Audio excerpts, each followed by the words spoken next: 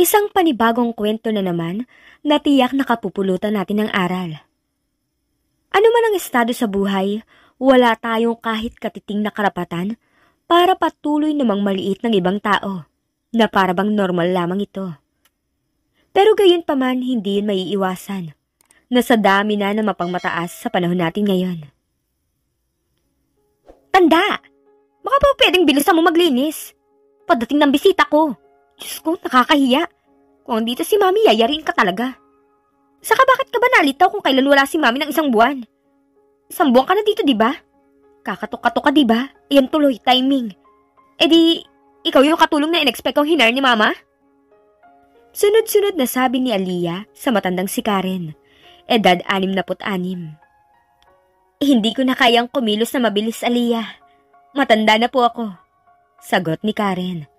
Ang boses niya ay may halong pangunawa, ngunit may pagkabigat. Wala na siyang lakas para magsalita na malakas. At tanging ang mata lang niya ang nagsasabi ng hirap na nararamdaman. Pero kahit ganon, hindi siya nakatakas sa galit at panginsulto ng batang si Aliyah. Eh ano naman ngayon kung matanda ka na? Kasalanan mo yan. A-apply kang katulong tapos ganyan ka kabagal kumilos. Patuloy na pagalit ni Aliyah. Nagmumukhang hindi ito nararamdaman ni Karen. Ang mga kamay na nanginginig na nagwawali sa sahig, hindi matukoy kung ito ba'y dahil sa edad o sa bigat ng mga salitang binitiwan ni Aliyah. Wala siyang laban, ngunit sa kabila ng lahat hindi siya naiinis sa batang yun. Kundi may malasakit na nananatili sa kanyang puso, kahit pa nagbubukas ito ng sugat. Naiintindihan ko, Aliyah, pero wala naman po akong ibang magagawa. Hanggat kaya ko, magtatrabaho pa din naman po ako. Sagot ni Karen. At tiningnan ni Aliyah ang matanda. Isang tingin na puno ng pang-aasar at halatang hindi naniniwala. Magtrabaho? Hindi nga. Well, actually, masyado ko na matanda para magtrabaho pa. Mas okay pa nga ako maglinis kaysa sa iyo eh. Tumawa si Aliyah.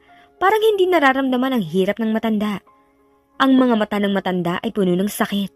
Ngunit ang mga labi ay nanatiling tahimik. Hindi ko naman po kayo pinipilit na gawin ang mga bagay na hindi nyo kaya, Aliyah. Sabi ni Karen. Sana lang po malaman nyo kung gaano kalaking sakripisyo ang ibinibigay ko.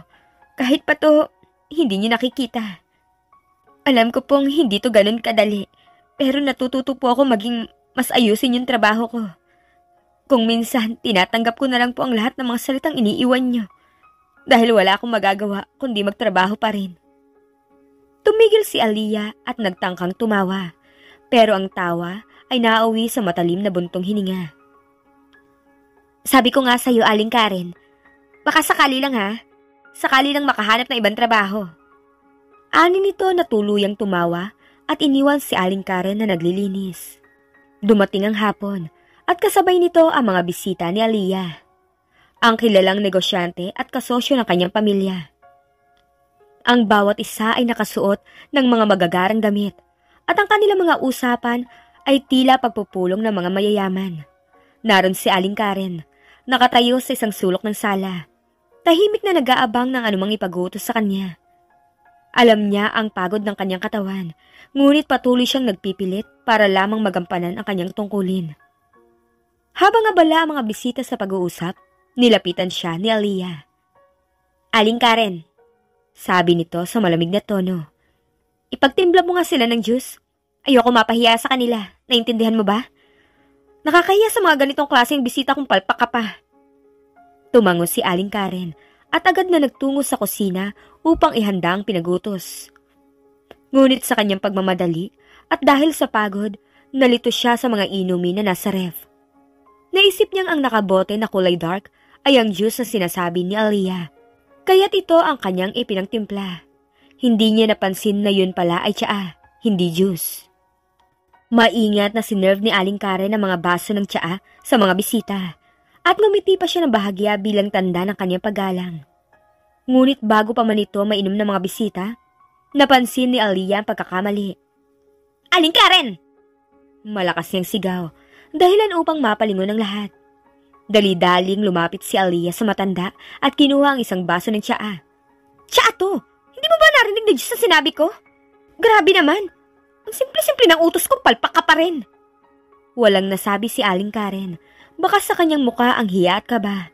Pinilit niyang humingi ng paumanhin. Pasensya ka na, Aliyah. Nagkamali lang ako. Hindi ko sinasadya. Ngunit hindi pa rin natigil si Alyssa sa kanyang galit. Hinatak niyang matanda palayo sa sala, patungo sa isang maliit na kwarto sa likuran ng bahay. Dito ka na lang muna, para hindi ka makasira ng araw ko. Aniya sa malamig na boses, na halos mapunit sa galit. Pagpasok nila sa kwarto, nakita ni Aliyah ang arinola sa gilid ng kama. Puno ng tubig na ginamit ni Aling Karen. Tumigil siya saglit at isang masamang idea ang sumagi sa kanyang isipan. Nang may bahid ng panginsulto sa mga mata, kinuha niya ang arinola. Tanda, hindi mo ba alam na nakakahiya yung ginawa mo? Ikaw na nga lang ang tinutulungan ng pamilya namin, pero tingnan mo, hindi mo magawa na maayos yung trabaho mo. Bulalas ni Aliyah. Ang kanyang boses ay puno ng pandidiri. Hinawakan niyang arinola at dahan-dahang ibinuhos ang laman nito kay Aling Karen. Mula ulo hanggang paa, basang-basa ang matanda, ngunit nanatiling tahimik. Pilit na nagpipigil ng emosyon. Hindi niya alam kung anong gagawin. Nanginginig ang kaniyang katawan, hindi lamang sa ginaw kundi sa sakit ng kaniyang kalooban. Si Aliyah, sa kabilang banda, tila walang bakas ng pagsisisi sa kanyang mukha. Nagpatuloy pa siya sa panginsulto. Isang malaking kahiyang ka sa pamilya namin, Aling Karen. Buti na lang wala dito si Mami at saka si Daddy. Para makita kung paano ka nagpahiya sa amin. Bukas nandito na sila at talagang yari ka. Hindi pa rin nagsasalita si Aling Karen. Ang kanyang mga mata, puno ng lungkot. Ngunit nananatiling nakatago ang kanyang damdamin sa likod ng kanyang tahimik na ekspresyon. Nakayuko siya habang nararamdaman ang malamig na likido na dumadaloy sa kanyang katawan. Alam niyang wala siyang laban at kahit gaano man kasakit ang mga salitang bumapalot sa kanyang pandinig, patuloy niyang pinipilit na intindihin si Aliyah. Ngunit sa kanyang puso may isang panalangin ang bumubuo. Isang tahimik na hiling na sana makita ng batang ito ang laking pagkakamali ng kanyang mga ginawa balang araw. Habang nakaupo si Aliyah sa sala matapos ang insidenteng nangyari sa kwarto, bigla niyang naisipang tawagan ang kanyang ina. Gusto niyang maglabas ang sama ng loob tungkol kay Aling Karen at ikwento ang pagkakamali nito. Hinanap niya ang cellphone niya sa mesa at mabilis na tinap ang numero ng ina. Pagkatapos ng ilang ring, sinagot ng kanyang ina ang tawag. Hello, Alyssa. Kamusta kayo dyan? Narinig niya ang boses nito mula sa kabilang linya. Bahagyang mahina at tila may kasamang ingay ng hangin. Hi, Ma'am. Diyos ko, ikaw lang talaga makakaintindi sa inis ko ngayon eh. Ang katulong na kinuha mo, si Aling Karen. Alam mo ba kung gaano siya kawalang kwenta? Sobrang nakakahiya. Simula pa lang ng kanyang salaysay ay puno na ng galit ang kanyang boses. Tumawa ng bahagya ang kanyang ina. Ano na naman ang nangyari? Tanong nito, ngunit putol-putol na ang dating ng boses sa cellphone. Ma'am, akalain mo ba naman? Diyos ang utos ko, pero siya ang dinala sa mga bisita.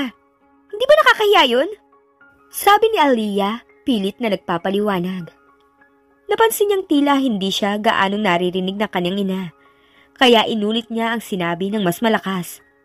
Siya ang dinala niya, as in, hindi niya alam ang kaibahan ng siya sa Diyos. Teka, Aliyah, medyo... Sagot ng kanyang ina, ngunit hindi niya natapos ang sinabi dahil tila napuputol ang signal. Sinabi ko sa'yo. Ma'am, naririnig mo ba ako? Tanong ni Aliyah, bahagyang iritable ang boses habang sinusubukang pakinggan ang kanyang ina. Aliyah, si Aling Karen, dapat... Saglit na may narinig siyang parang nagsasalita ang kanyang ina, ngunit nanghina ang signal at biglang natahimik ang kabilang linya. Naguguluhan si Aliyah. Nilapit pa niyang cellphone sa tainga at sinubukang makinig ng maigi. Ano yun, Mom? Ano yung tungkol kay Aling Karen?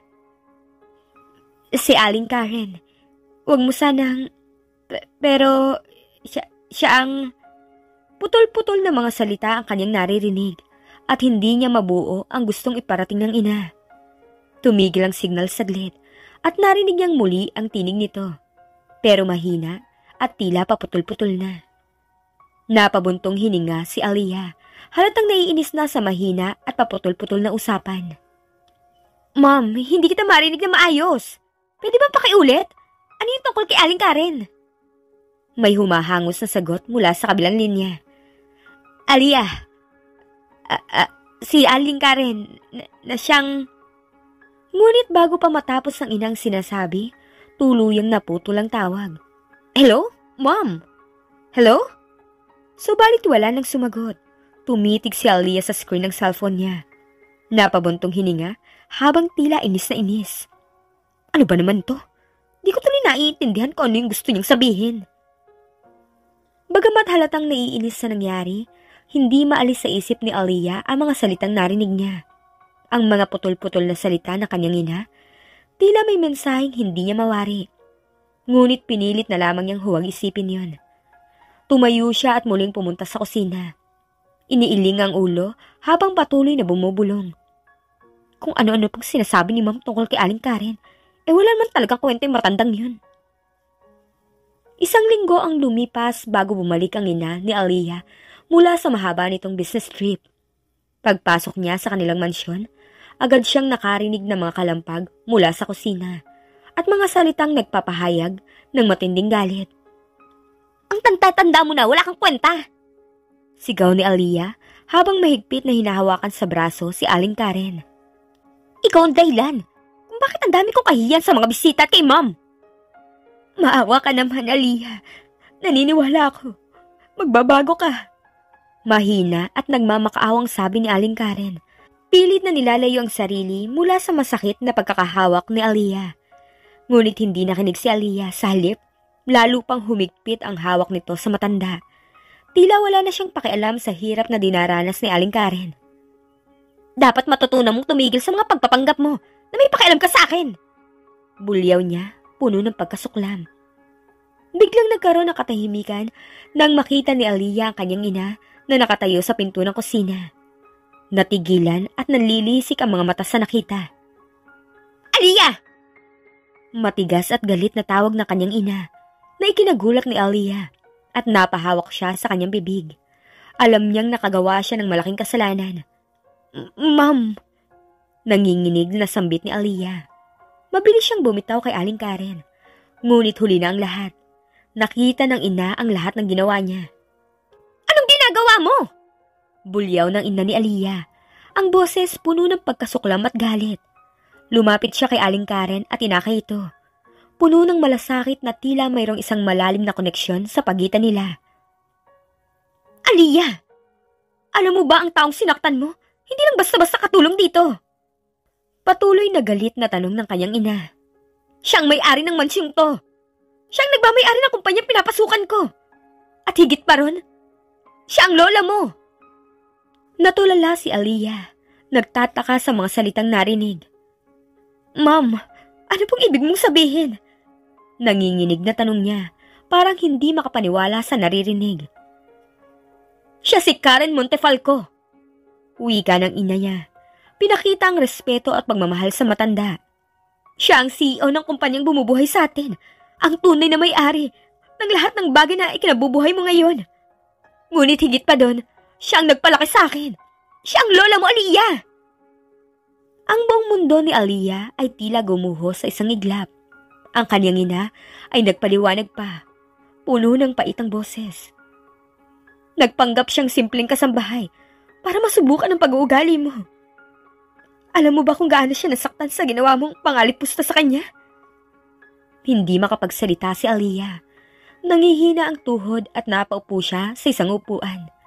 Tinatakpan ang kanyang muka sa kahihiyan. Ramdam niya ang bigat ng kanyang mga ginawa at ang hindi maipaliwanag na sakit ng konsensya. Si Aling Karen o ang kanyang lola Karen ay tumingin kay Aliyah. Ngunit sa halip na galit, makikita ang matinding lungkot sa kanyang mga mata. Aliyah, minahal kita at inasahan kong makita sa iyo ang pagpapahalaga sa ibang tao. Ano man ang kanilang katayuan sa buhay. Pero, nasaktan mo ko nang higit pa sa kaya mong isipin. Lola, sorry po. Hindi ko po alam. Nanginginig na sagot ni Aliyah. Ngunit ang kanyang mga salita tila nawala na ng saysay. Tumayo si Lola Karen, nagpupuyo sa sakit na dala ng mga nagdaang araw ng pangalipusta ng sariling apo.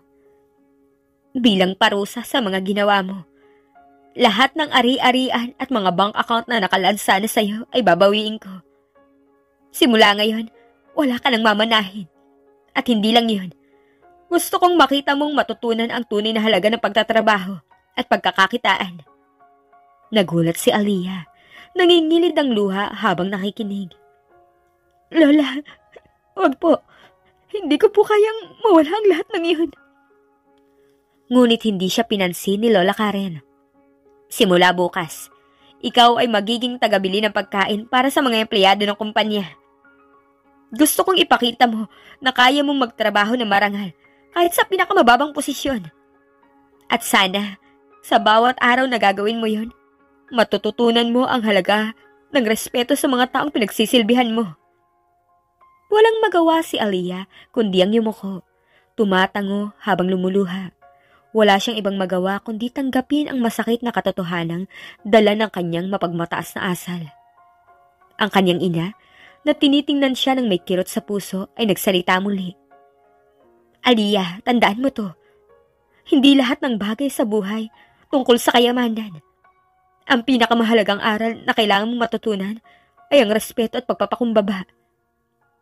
At habang tahimik na iniwan siya ng kanyang ina at Lola Karen sa sala, nabaon si Aliyah sa lalim ng kahihiyan at pagsisisi sa lahat ng kanyang ginawa. Lumipas ang ilang buwan ay nagbago ang pag-uugali ni Aliyah. Nalubhang nagtiyaga para lamang mapatunayan na nagbago na siya. At higit sa lahat, iba na ang Aliyah ngayon. Palagi nating tatandaan, anuman ang sitwasyon o hanap buhay ng ibang tao, pamilya man o hindi, bata man o matanda, lalaki man o babae, ay wala tayong ni katiting na karapatan para gumawa ng mga pisikal na pananakit na tiyak na ikadudurog ng kanilang mga puso.